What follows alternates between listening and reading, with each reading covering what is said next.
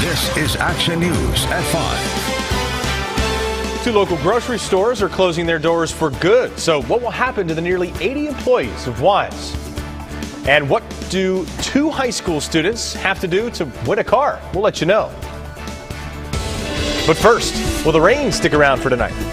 Yeah, we're going to see some showers around, but just as today, some folks are going to be seeing rain. Other folks are going to be staying dry. High temperatures today were ranging from the low 60s to even near 70 degrees in some of the warmer locations. It was a typical spring day, I guess. Through the evening hours here, we do have a 20 to 30% chance of a few spotty showers, and that chance will stay with us into the overnight. We'll see temperatures dropping down to around 60 degrees through 11 o'clock. I'll have a much more in-depth look at your forecast coming up. Good evening. The Ellis Brothers Furniture Contemporary Store must be torn down immediately. Engineers determined today it's in danger of collapse because of last month's fire. Our Matt Porter joins us live with details on how the demolition will affect downtown traffic and businesses. Matt, what can you tell us?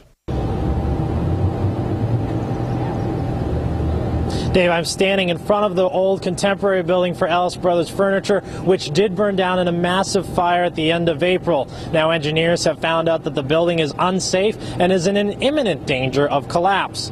In response, the city has closed this block of Water Street between Court Street and Henry Street. They expect this area to be closed to vehicular traffic for at least 1 week. Now the city hopes the demolition process can begin as early as tomorrow.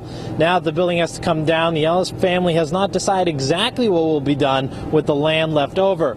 Meanwhile, while the demolition process does happen, businesses including the Water Street Brewing Company, Jake's Wine and Liquor, the Old World Deli, and Boscov's are expected to remain open throughout the week. Now, Binghamton Mayor Rich David did release a statement to us today, which reads, "We ask the city to be patient as the process begins in cooperation as we work with the Ellis family to safely remediate this building as soon as possible." Now, we will continue to follow the demolition process as it continues through the week. Live here in Binghamton, Matt Porter, WBNG TV, Action News. All right, Matt, thanks very much. Well, if you do your grocery shopping at either the Wise Market on Harry L. Drive or the location on Main Street in Binghamton, prepare to change your routine. Sometime later this month, both Wise facilities will be closing their doors for good. Employees at both stores have been notified and will be offered work at other stores in the area. Now, that's according to a spokesman from Wise. In a statement, Dennis Curtin, the director of public relations, said today, quote, "We are committed to our remaining stores in Broome County and will continue to invest in our stores in the region, as evidenced by the upcoming remodel of our Front Street store in Binghamton. We would like to thank our loyal customers and look forward to serving them at one of our many other locations in the area." Now, the stores combined have 79 full and part-time employees. Wise will still have 8 stores in the area. Well, for the first time since April 28th, President Obama spoke out about the Veterans Affairs medical scandal that has sparked national outrage. If these allegations prove to be true, it is dishonorable, it is disgraceful, and I will not tolerate it, period. The president tasked Rob Neighbors, his deputy chief of staff, to oversee the VA investigation of 26 medical facilities nationwide. Neighbors is heading to Phoenix, where whistleblowers say staff kept secret waiting lists. As many as 40 veterans may have died as a result of those lists, just waiting for care. Obama called for a preliminary report by next week and once again expressed confidence in the former Army general leading the VA. On Capitol Hill, a growing list of lawmakers are calling for the resignation of VA Secretary Eric Shinseki. We need somebody new that can come in and shake things up, look at it from a new angle, and say that we're not going to accept substandard anymore for the people that have sworn to protect and defend us. The VFW issued a statement saying they share the president's urgency to fix the broken system, while the head of the Iraq and Afghanistan Veterans of America called it a, quote, tremendous disappointment. Meanwhile, many in New York are remembering the attacks of 9/11 and the health problems that emergency personnel and others suffered following that response. Estimates now show that about 90,000 people were exposed to potential dangers at the site. Now, more than 60,000 programs are in place to monitor their health. We owe it to ourselves. We owe it to our families to get checked. Don't put your head in the sand. These things don't go away. They only get worse. So far, health experts say they've seen and certified nearly 2,000 cancers related specifically to 9/11. And while responders and their families look back, a museum highlighting the horrific day in September of 2001 opens to the public in Manhattan. A long line of visitors gathered to see the museum, where tribute is paid to the more than 3,000 victims of the terrorist attacks. It was dedicated a week ago, and since then, as many as 42,000 survivors, victims' relatives, and first responders have been invited to visit. Many use words like gut-wrenching and inspiring to describe the experience.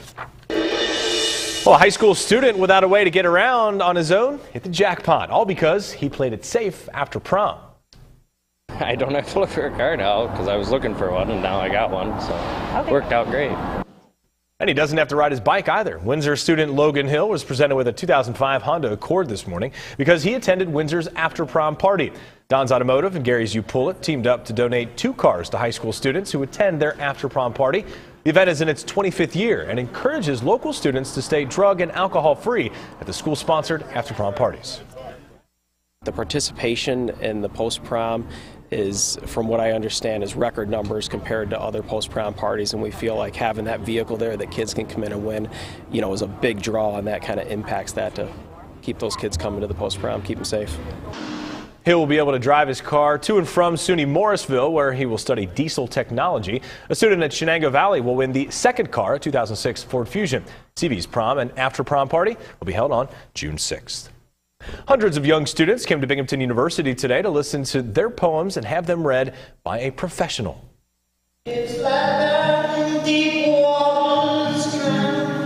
Today marks the 37th annual Poetry and Children Day. After the opening presentation, many children were able to have their poems that they wrote read to them by a professional.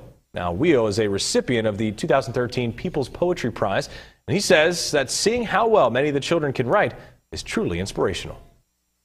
I did this program in 2007, 8, and 9 and loved it.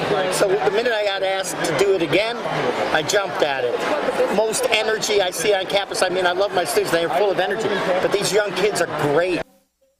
Well, the program was established as a memorial to Robert Polakowski, a published poet who drowned in 1975 while on vacation with his family.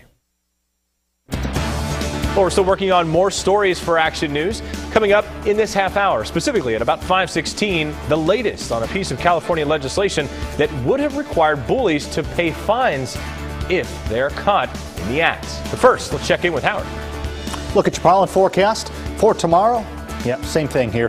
We've been seeing the last couple of days. Tree pollen is the only one sitting in the moderate category. I'll have much more on your forecast coming up.